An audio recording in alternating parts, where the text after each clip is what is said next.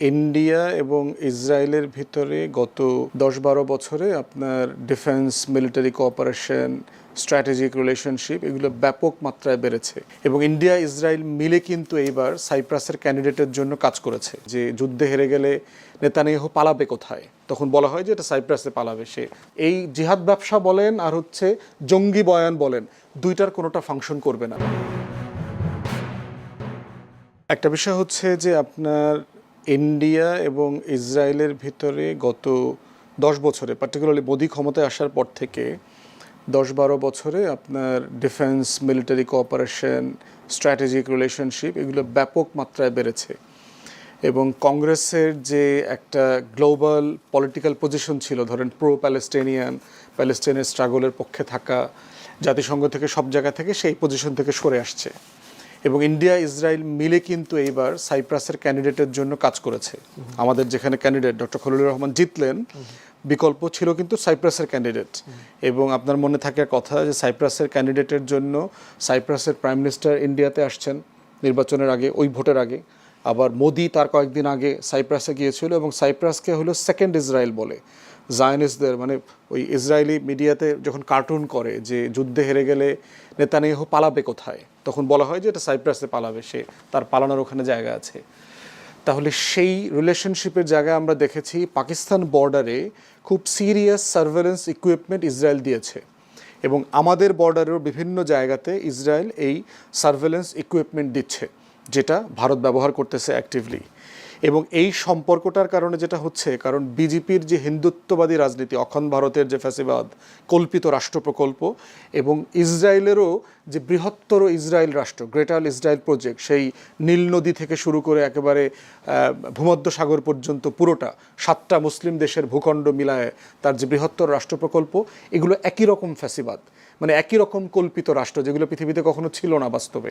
তো সেই জায়গায় চিন্তায়, মতাদর্শে এই দুইটা দল এবং রাষ্ট্র প্রকল্পের ভিতরে যথেষ্ট মিল আছে।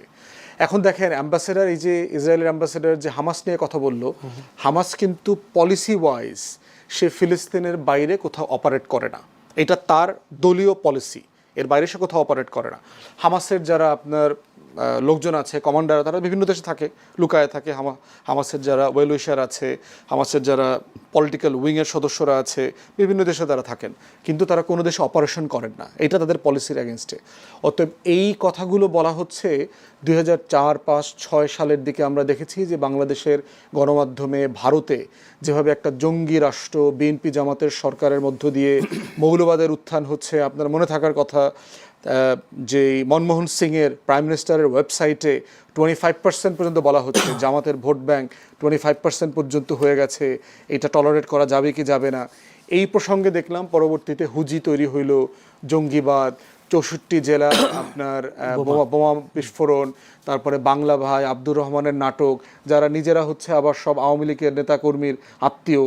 আপনার এই জামালপুরের আওয়ামী লীগের নেতা মির্জা আজমের দুলাভাই শায়েক আব্দুর রহমান, যারা ভারতে ট্রেনিং নিয়েছে, যে সকল অস্ত্র ককটেল যেগুলো ব্যবহার করা হয়েছে এগুলো মেড ইন ইন্ডিয়া ছিল, গোয়েন্দা সংস্থার লোকজনও তখন সেগুলো বলেছে।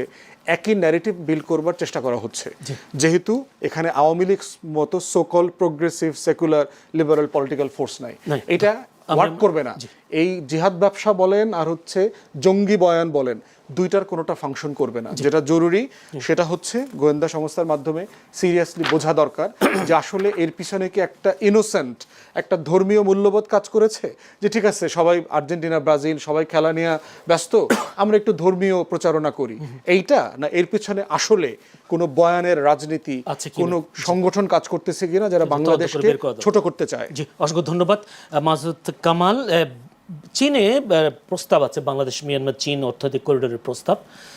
এই যদি করিডোরটা হয়, অর্থনৈতিক করিডোর হয়, বাংলাদেশ কীভাবে লাভবান হতে পারে, এটা একটা প্রশ্ন। দ্বিতীয় কথা হচ্ছে এই করিডোরের কারণে ভারতের জন্য আরেকটা উদ্বেগ হতে পারে কিনা। শুনেন, চীন বাংলাদেশের সঙ্গে যে কোনো চুক্তিতে আসুক, যে কোনো কাজে আসুক, ওইটা নিয়ে ভারত উদ্বেগ প্রকাশ করবে, এটা আপনি ধরে রাখেন। দেখেন কতগুলো জিনিস ভারতের না, ভারত আসলে একটা অদ্ভুত দেশ। এর প্রতিবেশী কোনো দেশের সঙ্গে এর সম্পর্ক ভালো না। দেখেন আপনি, কোনো দেশের সঙ্গে না। কারণ একজন লোক খুব ভালো মানুষ, তার সঙ্গে কারো ভালো সম্পর্ক নেই, তাদের ভালো কেমনি করে কই ভাই, ভারতের সঙ্গে ছোট্ট একটা জায়গা মালদ্বীপ, ওটার সঙ্গে সম্পর্ক ভালো না, শ্রীলঙ্কার সম্পর্ক ভালো না, নেপালের না, ভুটানের না, কার সঙ্গে বলেন? দেখেন পাকিস্তানের সঙ্গে না। শেখ হাসিনা যতদিন ছিল ততদিন ভালো ছিল। শেখ হাসিনা নাই, ভারতের সঙ্গে সম্পর্ক খুব খারাপ হয়ে গেলো, তলানিতে নেমে গেলো একদম। এত খারাপ কখনো হয় নাই।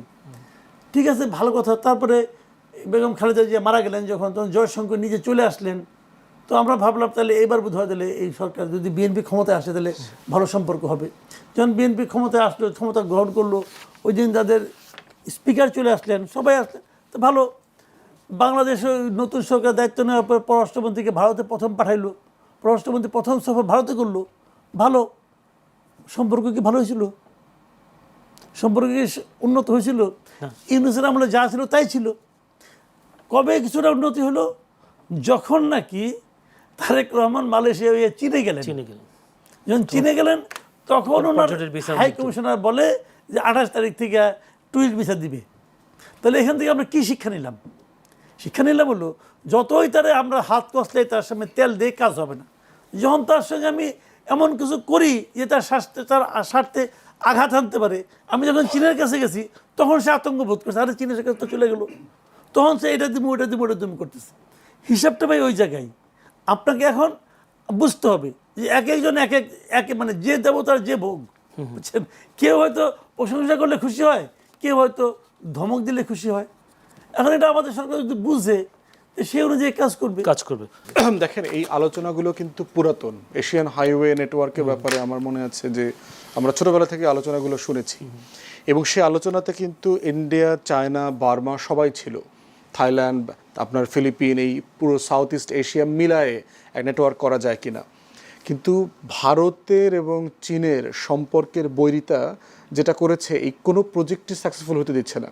ভারত দেখেন মানে সার্কটাকে একেবারে প্রতিবন্ধী করে দিয়েছে, ফেল করে দিয়েছে। আমরা আওয়ামী লীগের সময় আসতে শুনি যে মিয়ানমার, ইন্ডিয়া, বাংলাদেশ হয়ে একটা হাইওয়ে হবে। এখন শুনতেছি ইন্ডিয়া বাদ শুধু মিয়ানমার আর চায়না হবে। আপনি যদি কোঅর্ডিনেশন চান, আমরা যদি সবাই মিলে করতে পারি, কিন্তু প্রশ্ন হচ্ছে সেখানে ভারতকে তো আগে ট্রাস্টেবল পার্টনার হিসেবে দেখতে হবে। আমেরিকান এস্টাবলিশমেন্ট ইদানিং মানে খুব অ্যাক্টিভ করে বলতেছে, দেখবেন যে India is no longer a trusted partner. আপনি দেখবেন এখানকার পুরো পলিসি ফ্রেমকে তারা বলতো ইন্ডো প্যাসিফিক, ইন্ডো শব্দটা ফেলে দিয়েছে, তারা প্যাসিফিক কমান্ডে চলে গেছে। এর মানে ভারতের গুরুত্ব কি পরিমাণ কমে গেছে। তারপরে আমেরিকা এবং ইসরায়েলের যে কনফ্লিক্টে পাকিস্তান যে রোল প্লে করেছে ইন্টারন্যাশনালি, সব কিছু মিলায় হচ্ছে এটা সিম্পল ট্রাস্টের ব্যাপার, যেটা ভারতকে আর করা যাচ্ছে না। বাট যদি করা নাও যায় সেক্ষেত্রে আমরা আলাদা করে ট্রানজিট করব। তো সেক্ষেত্রে বার্মার যে ইন্টারনাল প্রবলেম আছে, যেটা মাসুদ ভাই বললেন, সেটা আমাদেরকে বিবেচনায় নিতে হবে। অসংখ্য ধন্যবাদ।